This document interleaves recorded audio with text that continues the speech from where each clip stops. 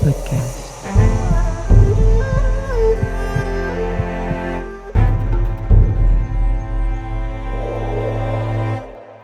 Hello and welcome to Emma's podcast. So, in today's podcast, we're going to talk about peacefulness, stay mindful. Quite challenging in those days to stay mindful. So, let's get started. In the world we're living in, we are being challenged every day. If you think about it, it could be your mate, your children, your family, the co-workers. Your outer conditions are challenging, and we have to learn to keep ourselves grounded. Easy said than done. Practice, it takes a lot of practice. I've heard from someone who still mentioned that to me. It takes a lot of practice for mindfulness. And I would say, yes, it does take a lot of practice and time to do that. It is not an easy journey. There is days we're going to do well when we're doing mindfulness. Let's talk about meditation. Let's talk about yoga. Let's talk about doing exercise. Let's talk about all of this. And some days we walk on water and it's like, yes, I did a good job. And then the following day, it's going to be the entire opposite. Then you cannot concentrate. You are hyper. You cannot work out properly. None of the position in yoga you're doing are good. Your core is not following. You're off balance. You are just trailing everybody. And you feel frustrated because you think about the day before and it's like, the day before was fantastic. What happened? Well, what happened is called life. It's called being challenged. It's called that it's the pendulum effect. If one way swings, so is the other way too. If one comes up, must come the other way. This is the law of nature.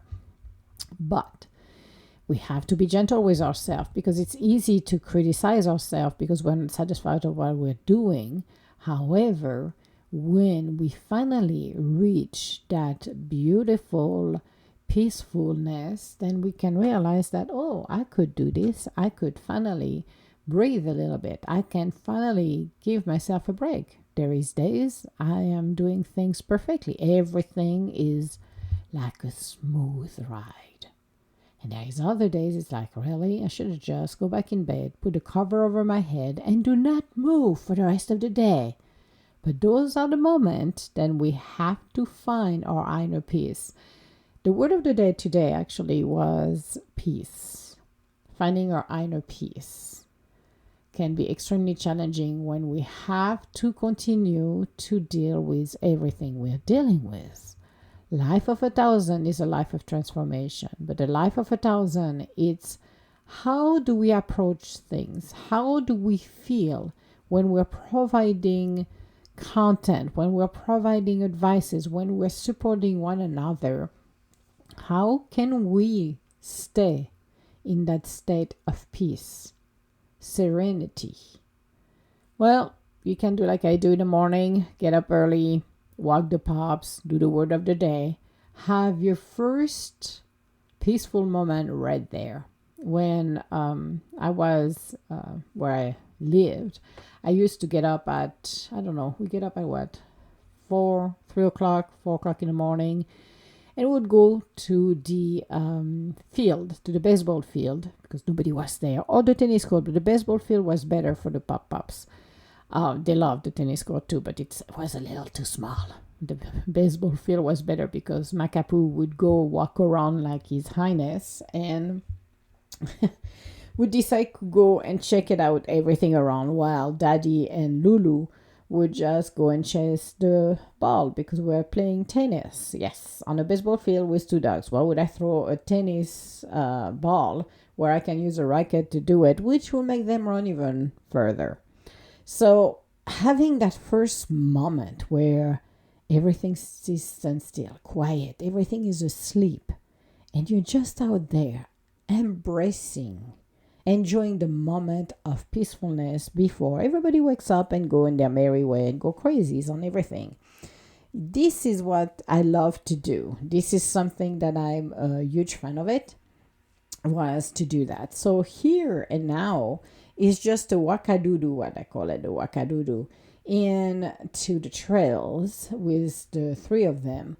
and just enjoying a moment of peace while Mac walk off leash and I got the two little troublemakers on the lead because Lulu will have, at the end I give her like a treat to Lulu, which means I release him and he goes after Mac because that's his favorite human doggy. Yes, not, I shouldn't use the word human, but I'm going to use the word human because he's as human than we are. Doggy. So, meaning he thinks it's his big toy, the living toy. So, thinking about what would you do in the morning that will set your day. You don't have to do a walk like I do, not at all. But maybe instead of turning on the news, turn on music, do a playlist and listen to it in the morning to just lift up your spirit, but keep yourself grounded, ready for the day. Do a little prayer or meditation or a little exercise or do something that just take the time to sit down and maybe watch the sunrise.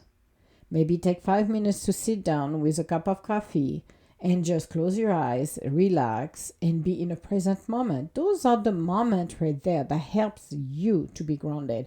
It's very easy to be lost in the middle of the chaos that is our lives. That's for sure. This is where we are. This is what we do. Life of 1,000 again is a life of transformation. But what is amazing is just to see the beauty outside. Right now, we do have a very strange weather here in Minnesota. To be honest with you, it's like, wow. In 30 years, I never saw this. Seriously, we never had a spring in February. Springtime, no snow. The weather is beautiful. I'm looking at the lake right now. There is still some little bit of patch of ice, but it's nothing that you can walk on. It's just for the birdie if they want to do it, to walk on it. But it's gorgeous. It's beautiful. It feels like spring. It is spring in the middle of winter, which is unbelievable. But it's taking the time to look outside and say, wow, this is where we are.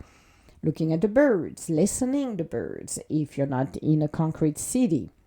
But it's taking the time to look outside and just say, wow, take a moment to be present. Just smile and just like, oh boy, this is going to be a good day. No matter what, we're going to make it count. We're going to make it a good day. And bring the positivity within you. Have you ever noticed when you're in a bad mood, when you get up on the wrong side of the bed or you have a migraine, that everything turns to chaos? Everything goes sideways. People want to talk to you, especially when you had a migraine. All of a sudden, they want to strike a conversation. You're locking your jaws and like, really? The only thing I want is silence. I don't want to hear about anything at all. And having a bad day could go sideways. Maybe you want to park your car somewhere and somebody just take that spot on the front of you right there. And that's going to irritate the life out of you. Or you're working with coworkers and the projects go sideways. Like, oh boy, you need now to extinguish every single fires coming from that project. This is a kind of situation where you're thinking it's like, holy crap, I should have stayed in bed. But when you take the time to sit down in the morning, take the time maybe to do exercise in the morning, maybe walk outside, even just being outside for a few minutes, if weather permits, depends where you are, then it change, your energy change, which means there will be a ripple effect all day long in your day. So imagine for a minute, you're waking up, you're feeling very good, you're walking on cloud 9 and everything is beautiful. Everything is working as it should be. Your day is going to be amazing. And you're going to remember that day. You're going to say, holy crap, that day cannot get any better than that. Every situation you had turns into positivity. There is an outcome for everything in a positive way. You amaze yourself with everything.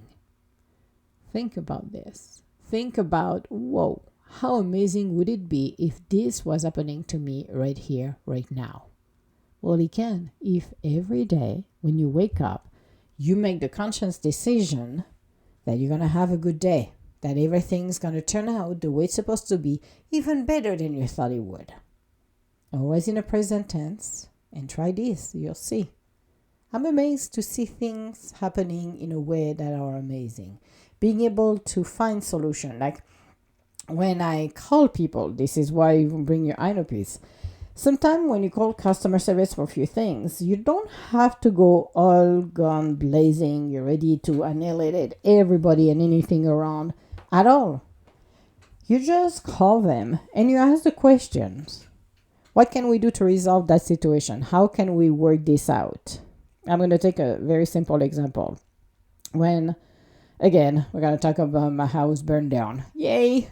No, we're not going to talk about it. But just after it burned down, so is my G5 from T-Mobile. That burned down. Okay. So they have a policy that said that if you cannot return the unit, then you pay the full price of the unit and they exchange it for something, for a new one. Well, in that case, they should have a policy said if your house burned down, which is not you causing it, then we will replace it for free. They don't have that yet in that policy. Maybe somebody will hear that podcast and will give it to them. So the first time I called around, because I needed that new unit for the G5, I got the answer from somebody saying to me, well, you're going to have to pay the full price, blah, blah, blah. And I said, well, it's not fair because my house burned down. I had no idea that was burning down. Otherwise, I will send you whatever I have left of it. But there is nothing left. It's crisp. And the person wasn't budging, and that's fine. So that was in November, something like that. October, November. Then they did not bill me yet because they wait 90 days for returning the unit. So I saw it in January and I'm looking at the bill. I'm like, I'm not paying that amount. I said, this is not happening, universe. That's on you, not on me. I am not paying it. Pick up the phone. And I said, instead of telling the story, I said, well, what can you do about this situation? Here's what happened. My unit burned down and for a fire. I said, what can we do to deal with? And I wasn't saying I wanted free at that time. Well, this person was very helpful actually. Because I asked her, what can we do? I didn't say you're going to do this and this to me. I said, what can we do to resolve this and to help me? Then she put me on hold for a little bit and it happened that her manager decided to do half price. I'm like, good. I'm only going to pay half price. I'm very happy about it. I will pay it today. Whatever I have to pay, done. Now, when you talk and approach people, not gun blazing like we do, like, oh my God, I'm going to annihilate everything. I'm going to just turn it down. I'm going to turn the town upside down. But invite them to be part of the solution. What can we do to resolve this? Can you help? This is way more powerful. Those are way more powerful words than screaming and yelling. Because you invite them. You invite the energy of, I'm sharing a story with you. What can we do? What do you need from me in order to get this resolved? Sometimes they will not pay full price. Sometimes you need document or you need some stuff that people need your help. You need help with. They will help you. Coming with an aggressive view, even if we're irritated, like I could have been irritated when I saw it. I'm like, no, my mind, like, I'm not paying full price here. It's not happening. Universe, let me call them. We'll figure it out. Universe, it's on you, not on me. Here we go. Done. Do the same thing. So when we're working with situation that could be extremely annoying, and we work on project, we work with children, we work with our mate, then inviting them to resolve a situation, an issue, will have far more power when we're doing this. Because you are not putting them as the enemy, as the issue, even though sometimes they are the issue, but you invite them, in our perspective, by the way, you invite them to be part of a solution, not the problem. How do we resolve this? When you start to say those words, that brings a little bit more peace to you and to them and to anyone. And I've been doing it for customer service for quite some time. What can we do to resolve this? How can you help me? and people will be inclined to help you. Even if you do face to face, because I dealt, that was last week, we were going somewhere, then we had to deal with some administrative task and went there. And the lady, at the beginning, I asked her a few things and I said, I need your help. Can you help me with this? And she was helpful to a limit that she could not do it for the rest. Okay. She could not see the rest because it wasn't her department. It was a different department somewhere else, which is okay. And she asked me actually if I needed the phone number. And I said, that would be great because I don't have the phone number of this particular group. She took the time to go back on her computer, which at the beginning, she don't think she wanted to do it, but she did. She put herself half full. Why? Because I asked for her help. I was kind. Even if some days, like I said, some days we don't want to be kind to people. We just want to scream.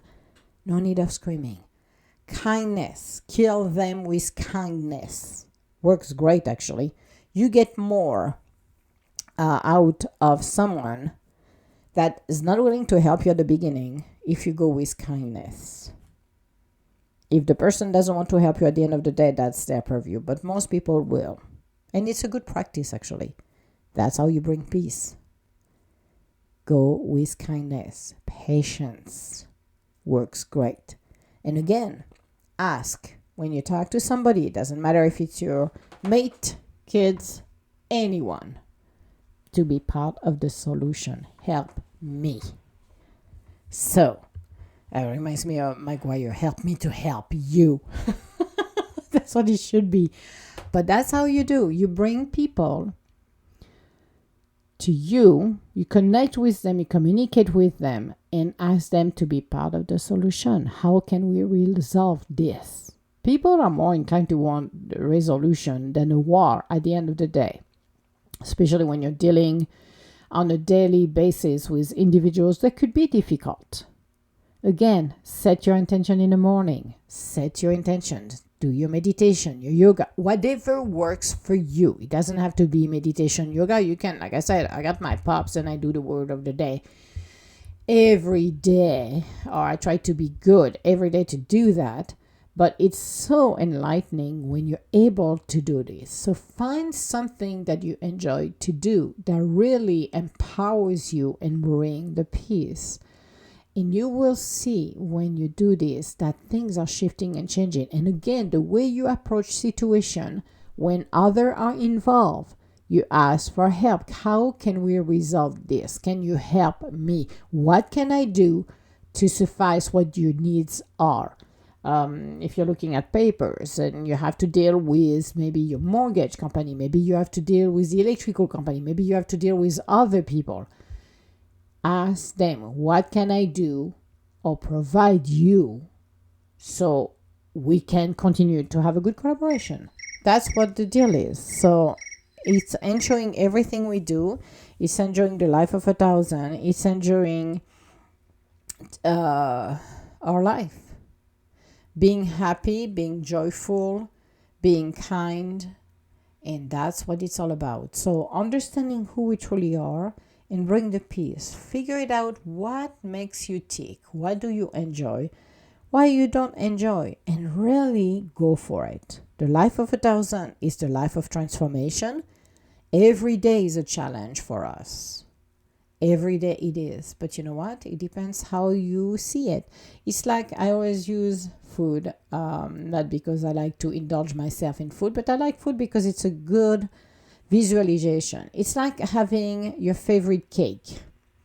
Me, I will see it as a very decadent cheesecake from the Cheesecake Factory if you go eat over there.